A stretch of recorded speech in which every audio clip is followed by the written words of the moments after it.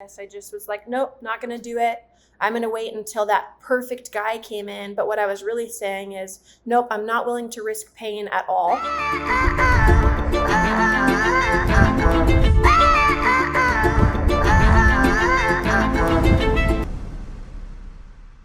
I wanted to talk to you guys about why I was single for 5 years before I got married.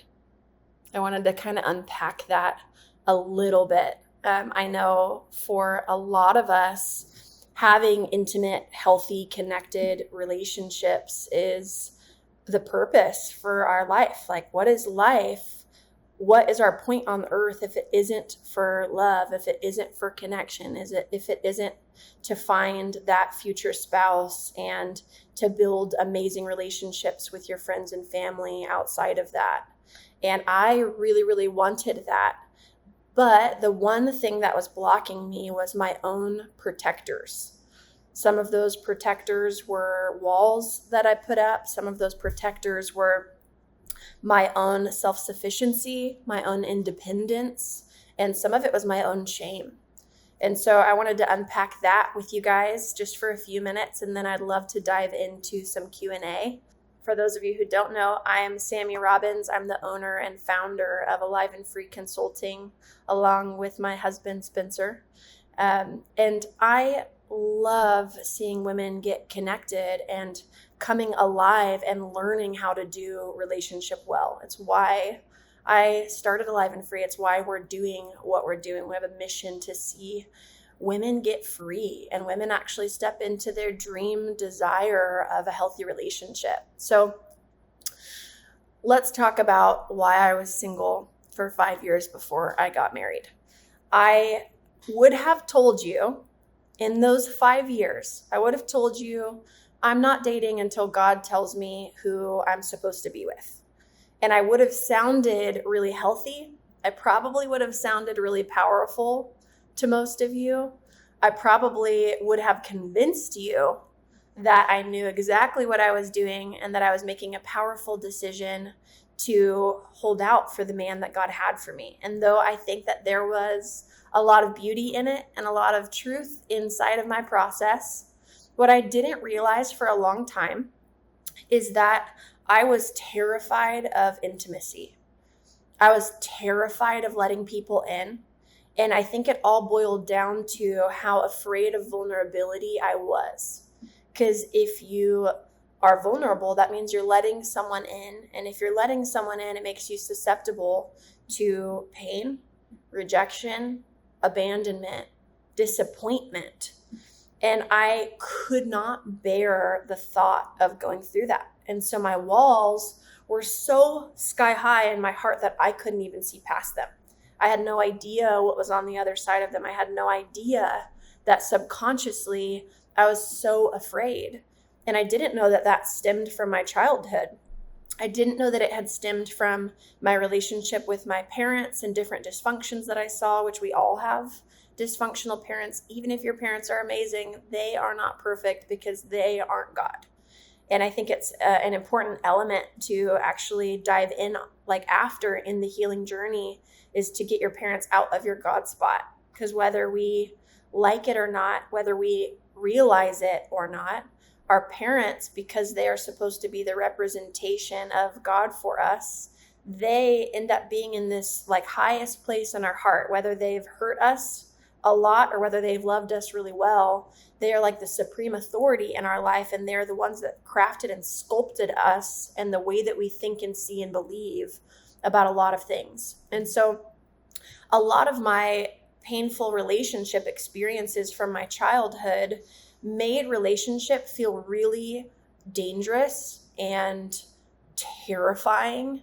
And the thought of risking pain again, the thought of risking my heart and opening up again just felt like too excruciating to even know how to bear.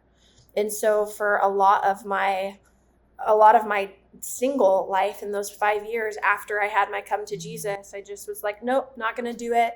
I'm going to wait until that perfect guy came in. But what I was really saying is, nope, I'm not willing to risk pain at all.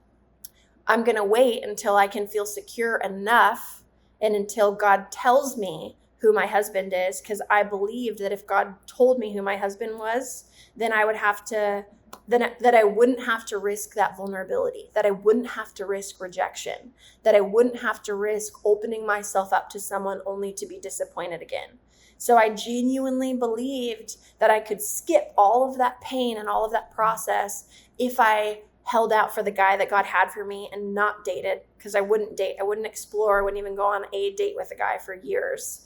But I genuinely believed like I can miss out and skip out on that pain if I just wait for the man that God has for me, quote unquote. And though there are some truths inside of that, ultimately what I was doing is I was hiding behind my own walls of self-protection, of shame, and of independence. And I was deeply alone. I felt I didn't feel known by anyone in my life. Even my closest friends, I wouldn't really let them in. I was really craving connection and craving to come alive and craving community and craving that intimate relationship with a man, but I wasn't willing to put myself out there.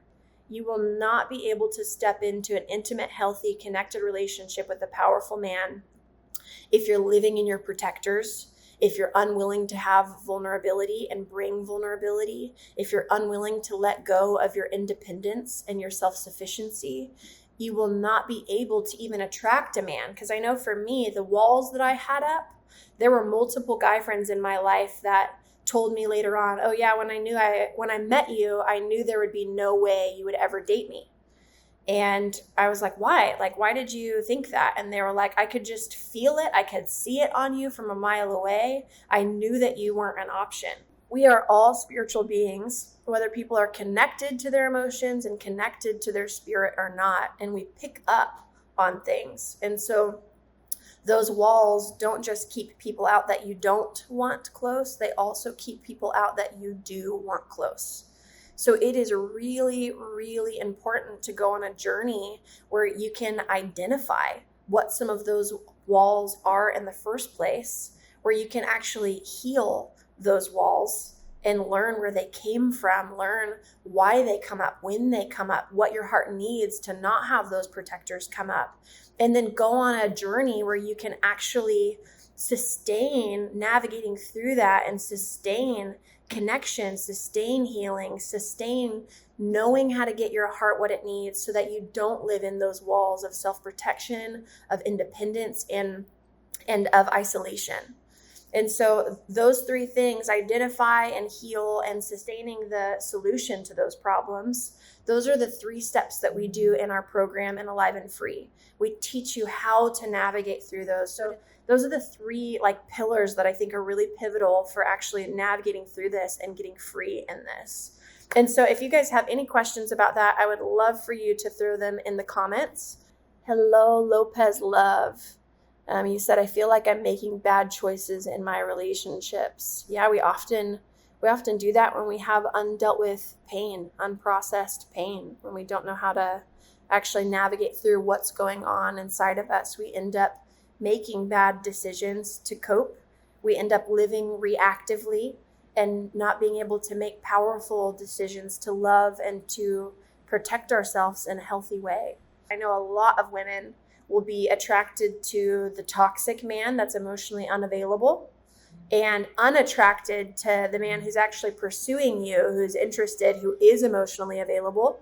And typically that's our heart's way of saying, I have unresolved pain and trauma from my childhood relationships with my dad, and I'm trying to redeem it through getting an emotionally unavailable man to become available for me. So we will try to fight for the man who actually doesn't want emotional connection with us, who doesn't want to stick around, who doesn't want to pursue. And we will try to win them because we're like, maybe because my dad didn't choose me, maybe if you choose me, then I'll know that I'm valuable. Then I'll know that I'm loved. Then I'll know that I'm worthy. And it will disprove that pain that I had with my dad growing up. Diana said, I get nervous when any guys say nice things or are affectionate towards me. I usually become mean, rude, or sarcastic. I speak to my heart about it and tell them they're healed and that we are strong. I'm not sure what else to do or how to get past this. So if you are just taking time to tell your heart like we're healed and we're okay, you're actually invalidating and ignoring the thing that's happening. It's like, imagine having a 3-year-old kid in a store next to you throwing a tantrum. And imagine that kid is throwing a tantrum and it's your kid and you've been down and you're just like, you're healed, you're okay, you're fine, it's okay. You're not actually having a tantrum, it's okay. That kid is probably going to stay in a tantrum. Why? Because that kid's emotions aren't actually being dealt with. They're not being tended to. They're not being met with compassion, with love, with safety, with validation. It's the same thing of a kid freaking out because they believe that there's a boogie monster in the closet. If you just tell the kid there's not a boogie monster in the closet, not only are you invalidating that kid's reality, but you're also leaving them alone in their pain. You're neglecting them in their pain. Because in that kid's mind, they believe that there's something there. They believe that there is a threat. And so what we need to do as parents and what we need to do with ourselves and our own heart is validate that reality, validate that pain. It would look like saying like, honey, I'm so sorry that you're afraid of the boogie monster in the closet. That would be really scary. Mommy's going to go open the closet and make sure she gets rid of the boogie monster. And then I'm going to be with you as long as you need me to be here. It's okay that you're scared, but you don't have to be scared alone. When you do that, when you comfort like that, that kid's amygdala, which is hijacked in that moment because they're triggered and afraid, that their amygdala actually learns from experience that they're safe because you were with them in the middle of the pain. You helped dismantle the fear after you validated them because you met them with comfort and love. And in our process and in our course, we actually teach you how to validate your heart in those moments, how to figure out what is going on and how to attune to it. And so for you, Diana, in those moments, instead of trying to shove and get rid of that anxiety and the nervous reaction you have when you're around men, pay attention to it and be like, heart, what are you afraid of? What are you feeling? What feels scary right now? What do you need from me right now? Because right now you're shoving your emotion and you're invalidating your emotions whenever you just say like, heart, you're okay, we're fine. And then you're protecting by being rude or sarcastic to the men that you're around. You're self-protecting, you're trying to not let them in. And so what you need to do is take time and space in those moments and figure out, heart, what's going on? What are you feeling? What are you believing? What does this remind you of? So you want to figure out what that pain is and tend to it to actually get love and healing and compassion in that moment. If you're in a place where you're like, I want the leadership that I need. I want the community. And then the process that actually works, the process that has proven to be effective. I know it's proven to be effective in my life. It's why I started Alive and Free. And we've worked with 4,000 women at this point, and we have seen women kill and break those relationship cycles that they were bound to for years. They have gone from totally single and single for years to dating, engaged, and married in a surprisingly short amount of time. And so I know that it can work for you. Obviously, marriage isn't the goal, but it is the fruit of the process. It is the fruit of the healing journey, is knowing and learning what's going on inside of you and why and how to heal it so that you can actually change your life circumstances and relationships. Thanks so much for joining me, you guys. I want you to know that you're not alone in this. You don't have to do this alone. You are not stuck and powerless to your relationships, your cycles, your pain, your problems. It doesn't have to be this way. You get to decide how to respond to your life and how to respond to pain and circumstances and make something new for yourself. I know you can do it because I did it, and I have seen thousands of women do it too. Hopefully we will see you on the other side. Love you. Have a good day, guys.